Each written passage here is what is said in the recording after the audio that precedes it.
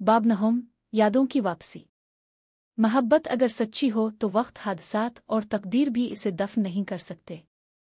रेहान की आंखों में भूल जाने की धुंध थी और इरम की आंखों में वही ख्वाब जिन्हें वो तन्हा पाल रही थी। वक्त का कर्ब। रेहान अस्पताल से डिस्चार्ज हो चुका था, लेकिन अब वो एक अजनबी की तरह जिंदगी गुजार रहा था। इरम रोज उसके पास आती, इसके पसंदीदा खाने बनाती, पुरानी तस्वीरें दिखाती, पुरानी बातें दोहराती और हर रोज एक ही सवाल सुनती, क्या हम वाकई इतने करीब थे?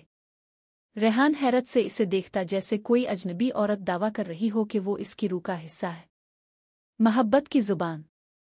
एक दिन इरम ने फैसला किया कि वो सिर्फ अल्फाज से नहीं, एहसास से रेहान की यादें जगाएगी।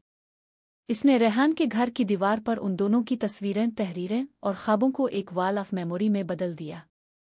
रेहान हर रोज इस दीवार के सामने बैठा देखता, सोचता, कभी मुस्कुराता, कभी उलझ जाता।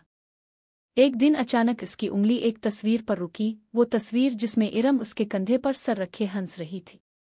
रेहान ने आंखें बंद कीं और उसके ज़हन में एक धुंधला सा मंजर उभरा। किसी मौसम की बारिश, एक छतरी और इरम की हंसी। बारिश का लम्हा।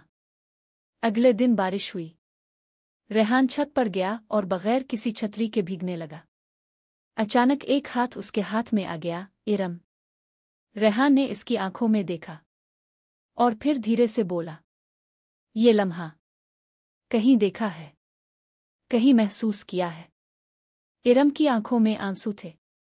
हाँ रेहान, ये वही लम्हा है जब तुमने पहली बार कहा था, इरम तुम मेरी सबसे खास हो। रेहान ने अपना सर थामा और एक चीख के साथ नीचे बैठ गया। इरम, तुम। मुझे सब याद आ रहा है। वो मोहब्बत, वो पिल, वो सब कुछ। यादों की मुकम्मल वापसी। रेहान की यादें बादलों की तरह छटने लगे। वो अस्पताल, स्कैंडल, माहीन की साजिश और इरम की बेपनाह वफा, सब एक एक करके सामने आने लगा।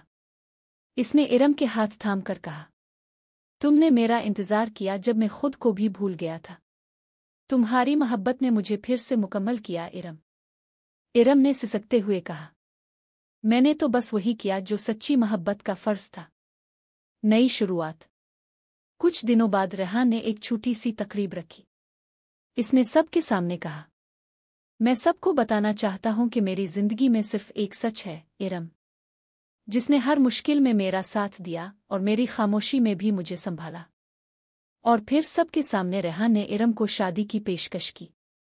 इरम की आंखें भीग गईं, मगर चेहरे पर रोशनी थी। हाँ, मुझे वो शख्स कबूल है जिसने मेरा दिल तोड़ा भी और खुद ही जोड़ भी दिया। माहीन की तन्हाई। माहीन दौर से ये सब देख रही थी। इसकी आंखों में हसरत थी और दिल में खालीपन। इसे अब समझ आया कि मोहब्बत जोर से नहीं, हक से मिलती है, और उसका वो हक कभी उसके पास था ही नहीं। इख्तिताम बाब। मोहब्बत की वो यादें जो खो चुकी थीं दोबारा जुग गईं।